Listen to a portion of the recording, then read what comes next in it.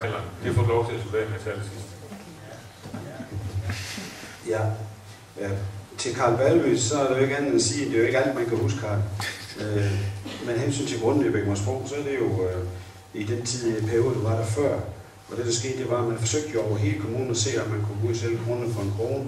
Det gav en masse bøvl med myndigheder osv., det kan Jørgen Nørby huske en masse om. Men de grunde, de blev ikke bebygget på daværende tidspunkt, når de gik tilbage. Jeg kan så helt skal sige, at der er bebygget. I unger gamle samme gård, kommer stem på liste B. Bevar Lemvi og træf et valg. Kommer stem på liste B. Tag chancen og bliv radikal. Kommer stem på liste B. Når du får pengene i din hånd, kommer stem på liste B. Sæt krydset i naturens ånd, kommer stem på liste B.